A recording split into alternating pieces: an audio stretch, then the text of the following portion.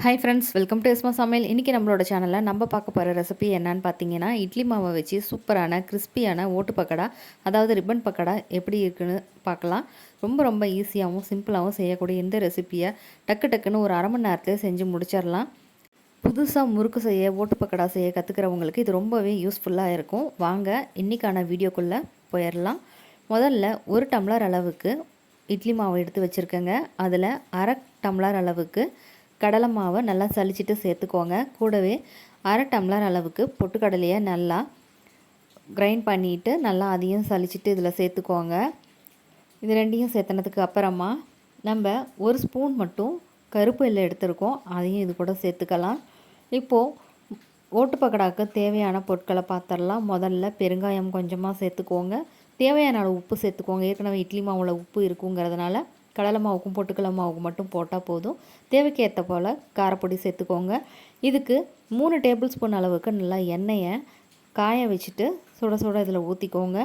கை பொறுக்கிற சூடு வரைக்கும் பார்த்து பொறுமையாக பிசைஞ்சு கொடுங்க. இது மாதிரி நம்ம எண்ணெய் ஊற்றும் போது நமக்கு முறுக்கு வந்து பொறுன்னு நல்லா சாப்பிட்றதுக்கு ரொம்ப ரொம்ப டேஸ்ட்டாகவும் இருக்கும். இப்போ இதை நல்லா பிசைஞ்சு கொடுத்துக்கலாம். இப்போ மாவு பார்த்திங்கன்னா நமக்கு இந்த அளவுக்கு நல்லா இணக்கமாக இருக்கணும். முறுக்கு அப்போ தான் நம்ம பிழியறதுக்கு ரொம்ப ரொம்ப ஈஸியாக வரும். இப்போ நம்ம இதை நல்லா பிசைஞ்சு கொடுத்ததுக்கு அப்புறமா நம்ம ஒரு முறுக்கு அச்சு எடுத்துக்கலாம். இப்போ நம்ம இன்றைக்கி இந்த மாவில் ரிப்பன் பக்கடா, அதாவது ஓட்டு பக்கடா மாதிரி செய்ய போகிறோங்கிறதுனால அதுக்கான அச்சை எடுத்துக்கிறேன். இப்போது நம்ம முறுக்கு குழாயில் மாவை ஸ்டஃப் பண்ணிக்கலாம். இப்போது தேவையான மாவை நம்ம இதுக்குள்ளே ஸ்டஃப் பண்ணதுக்கு அப்புறமா நம்ம எண்ணெய் காய வச்சுட்டு ஓட்டு பக்கடாவை சுட போகிறோம். முதல்ல அடுப்பை மீடியம் ஃப்ளேம்லேயே இருக்கிற மாதிரி பார்த்துக்கோங்க. அடுப்பில் எண்ணெய் அதிகமாக கொதிஞ்சிருச்சு அப்படின்னா நம்ம ஓட்டு பக்கடா போடும் போது டக்குன்னு தீய ஆரம்பிச்சிடும். அதனால் மீடியம் ஃப்ளேம்லேயே வச்சுட்டு நம்ம இதை மாதிரி பிழிஞ்சு விட்டுக்கலாம். என்னோடய அச்சில் பார்த்திங்கன்னா ஓட்டு பக்கடாவோட அச்சு வந்து கொஞ்சம் சின்னதாக இருக்கிறதுனால இந்த அளவில் தான் வருது.